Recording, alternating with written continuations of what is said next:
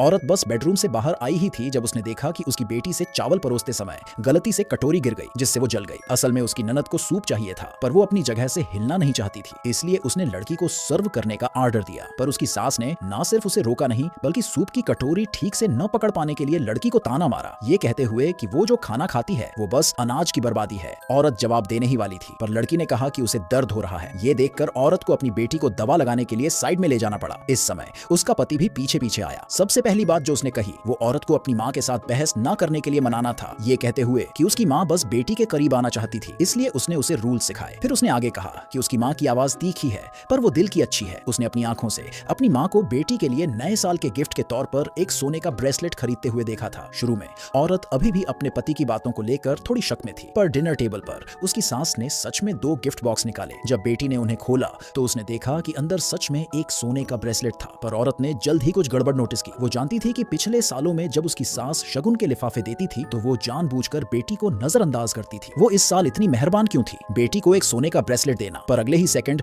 बेटी को अपने पूरे शरीर पर खुजली महसूस होने लगी। ये देखने के बाद औरत आखिरकार समझ गई, जो ब्रेसलेट उसकी सास ने बेटी को दिया था वो सोने का बिल्कुल नहीं था, बल्कि घटिया धातु का बना था, वरना बेटी को एलर्जी कैसे हो सकती थी। सच सामने आने के बाद उसकी सास ने नाटक करना बंद कर दिया और साफ साफ कह दिया, ये कहते हुए कि जब बेटी बड़ी होगी तो वैसे भी उसकी शादी हो जाएगी, उसे एक असली सोने का ब्रेसलेट देना बस पैसों की बर्बादी था। जब औरत ने यह सुना तो सालों से दबा हुआ गुस्सा आखिरकार वो रोक नहीं पाई और वहीं फूट पड़ा। गुस्से में उसने वहीं पर टेबल पलट दिया, अब और इस फैमिली की सेवा न करने का फैसला करते हुए। फिर अपनी बेटी को लिया और अपनी माँ के घर वापस जाने के लिए तैयार हो गई। पर उसकी सास की फैमिली ने उसे बिल्कुल जाने नहीं दिया। ऐसा इसलिए नहीं था क्योंकि उनका दिल बदल गया था, बल्कि इसलिए क्योंकि वो औरत को एक मुफ्त की नौकरानी की तरह खोना नहीं चाहते थे। यहाँ तक कि उसके पति ने औरत को तमाशा न करने, घुटनों के बल बैठने और उसकी माँ से माफी मांगने की सलाह दी। हो सकता है वो औरत को माफ कर दे और उसे घर पर रहने दे। ऐसे नकारा पति को देखकर औरत गुस्से से भर गई, उसे जोर से एक थप्पड़ मारा, फिर अपनी बेटी को लिया और जाने के लिए तैयार हो गई। पर इस थप्पड़ ने उसके पति को पूरी तरह से गुस्सा दिला दिया, इसलिए उसने बुरी तरह से औरत को धक्का दिया, उसे एक कुर्सी पर गिरा दिया,